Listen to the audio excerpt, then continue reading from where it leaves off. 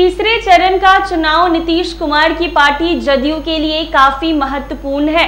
तीसरे चरण के 3 सीट यानी झंझारपुर, मधेपुरा और सुपौल केवल जीत के लिए नहीं बल्कि जीत के अंदर को बरकरार रखने का भी युद्ध है।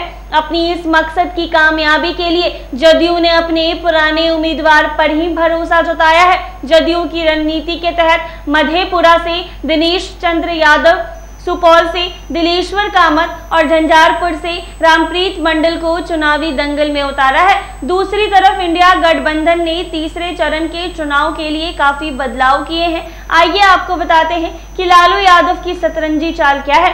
लोकसभा चुनाव 2024 में महागठबंधन ने रणनीति बदली। 2019 में लगभग 3 लाख से ज्यादा वोट से हारने वाले राजद ने अपना दावा झंझारपुर से छोड़ा और जीत की जिम्मेवारी की बागडोर वीआईपी के सुमन कुमार के हाथ सौंप दी।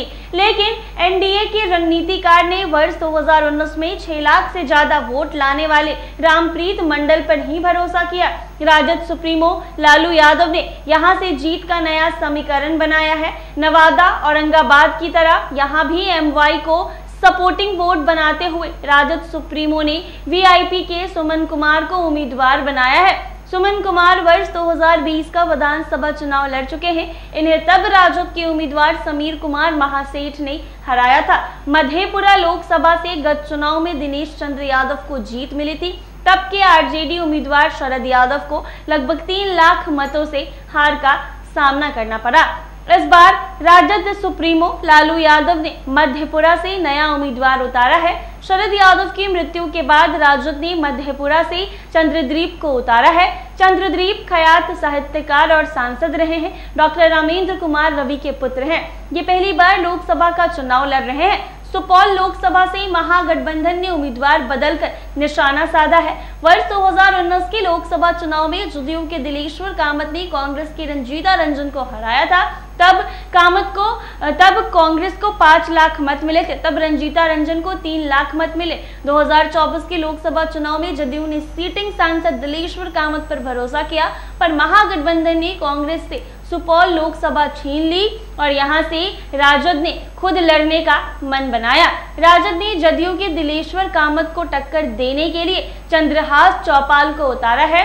जदयू उम्मीदवार को जीत ही नहीं बल्कि जीत के अंतर को भी बरकरार रखने की चुनौती मिली है। खगड़िया लोकसभा चुनाव में एनडीए ने भी उम्मीदवार बदलकर निशाना साधा है। एनडीए की तरफ से लोजपा ने सीटिंग सांसद महबूब अली कैसर का टिकट काटकर भागलपुर के एक व्यवसायी राजेश वर्मा को उतारा है। राजेश वर्मा भागलपुर के सबसे युवा डिप्टी मेयर बनने का रिकॉर्ड कायम कर चुके हैं। वर्मा भागलपुर लोकसभा के भागलपुर विधानसभा 2020 का चुनाव भी लड़े हैं और लगभग 20,000 से ज्यादा मत पर कर तीसरे नंबर पर रहे हैं। राजद सुप्रीमो ने यहां से वीआईपी के अध्यक्ष मुकेश सहनी को टिकट से वंचित कर माकपा के उम्मीदवार संजय कुमार कुशवाहा को चुनावी जंग में उतारा है। राजद सुप्रीमो लालू प्रसाद ने उम्मीदवार बदलकर अररिया के चुनाव को रोचक बना डाला है। 2024 के लोकसभा चुनाव में राजद के रणनीतिकार ने भाजपा उम्मीदवार प्रदीप सिंह की टक्कर स्वर्गीय तस्लीमुद्दीन के दूसरे पुत्र शहनवाज आलम से होगी। 2019 के लोकसभा चुनाव में राजद उम्मीदवार सरफराज आलम को मिली 2 लाख से ज्यादा मतों से हार के कारण राजद सुप्रीमो ने अपना उम्मीदवार बदला। इस बार जीत रचने की जिम्मेदारी सरफराज के छोटे भाई शहनवाज आलम को सौंप दी गई है। आलम भाजपा के प्रदीप सिंह को चुनौती देने जा रहे हैं। ऐसे ही तमाम अपडेट्स के लिए बने रहें NBC 24।